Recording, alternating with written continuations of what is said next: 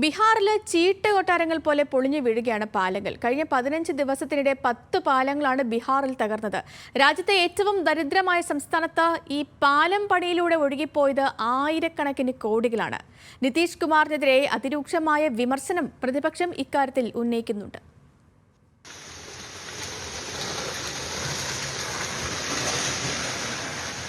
കഴിഞ്ഞ മാർച്ച് 22-ന് നിർമ്മാണത്തിലിരുന്ന സുപോൾ മധുബനി പാലം ചീട്ടുകൊട്ടാരം പോലെ തകർന്നു.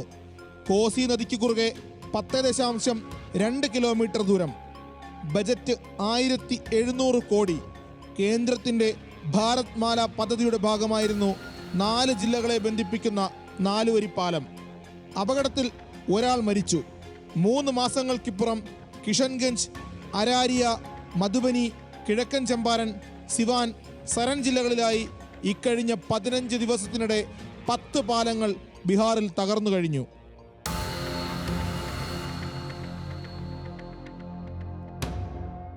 ഡബിൾ എഞ്ചിൻ സർക്കാർ ഭരണമുള്ള നാട്ടിൽ 9 ദിവസത്തിനുള്ളിൽ വെറും 5 പാലങ്ങൾ മാത്രമാണ് തകർന്നിട്ടുള്ളത്. ഡബിൾ എഞ്ചിൻ ഭരണത്തിനും നേതൃത്വം നൽകുന്ന മോദിക്കും നിതീഷിനും ആശംസകൾ. തേജസ്വി യാദവിന്റെ ഈ പ്രതികരണത്തിന് ശേഷം ഇപ്പോൾ 5 പാലങ്ങൾ കൂടി നിലം പതിച്ചു.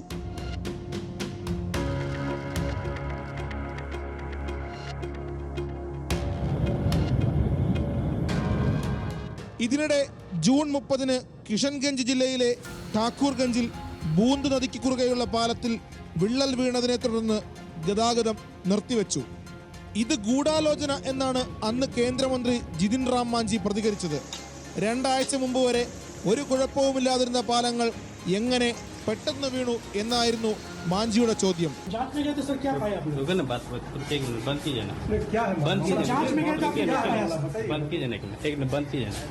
अभी कुछ दिन से बारिश भी कम हुई है. हमारा कल या परसों थोड़ा ज्यादा बारिश हुआ था. जैसे ही पानी का स्तर कम होता है उसको सुधार कर दिया जाएगा. എന്നാൽ കണക്കുകൾ പറയുന്നത് മറിച്ചാണ്. കഴിഞ്ഞ ജൂണിൽ നിർമ്മാണത്തിലിരുന്ന അഗുവാനി സുൽത്താൻഗഞ്ച് പാലം പകുതി തകർന്നു. 1716 കോടി ബജറ്റുള്ള പാലം ആദ്യം തകർന്നത് അതിന് മാസങ്ങൾക്ക് മുമ്പ്. അന്വേഷണത്തിൽ നിർമ്മാണ കമ്പനി SP സിംഗ്ല കൺസ്ട്രക്ഷൻസ് കരാറെടുത്ത മറ്റ് 9 പാലങ്ങൾ 3 വർഷത്തിനിടെ തകർന്നു വീണെന്ന് കണ്ടെത്തി. 2023-ൽ മാത്രം പൊളിഞ്ഞത് 5 പാലങ്ങൾ. NH അതോറിറ്റിയുടെയും റെയിൽവേയുടെയും വമ്പൻ പദ്ധതികളിൽ കരാറുകാരനായ സിംഗ്ല കൺസ്ട്രക്ഷൻസ് BJPക്ക് കൈമാറിയത് 75 ലക്ഷത്തിന്റെ ഇലക്ട്രൽ ബോണ്ടുകളാണെന്ന വിവരവും പുറത്തു വന്നിരുന്നു.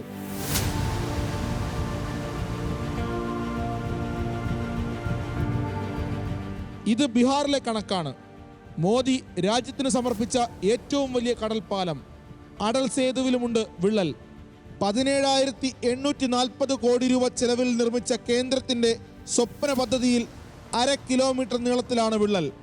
നിർമ്മാണ നിലവാരം മോശമാണെന്നും ഒരടിയോളം റോഡ് ഇടിഞ്ഞിട്ടുണ്ടെന്നുമാണ് ആരോപണം.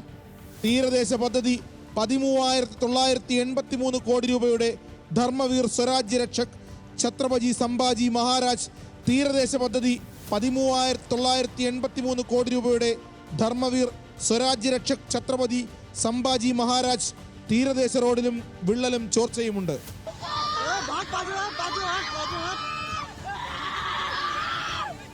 ഭാരത് മാല പരിയോജനയിൽ രാജ്യത്ത് 34,800 കിലോമീറ്റർ റോഡ് നിർമ്മിക്കുന്നതിൽ കോടികളുടെ ക്രമക്കേടാണ് CAG കണ്ടെത്തിയത്. ഓരോ കിലോമീറ്ററിനും അനുവദിച്ച തുകയേക്കാൾ 10 കോടി അധികം ചെലവഴിച്ചതായാണ് കണ്ടെത്തൽ.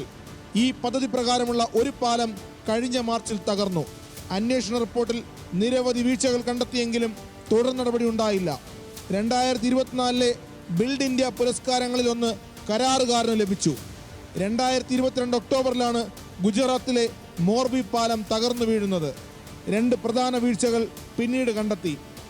അറ്റകുറ്റപ്പണിക്ക് കരാർ നൽകിയത് വാച്ച് ടെക്സ്റ്റൈൽ മേഖലയിൽ പേരുകേട്ട അജന്ത ഗ്രൂപ്പിന്.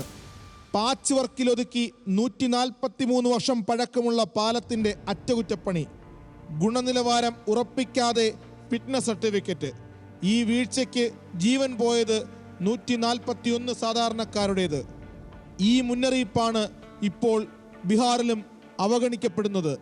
National desk, news Malayalam.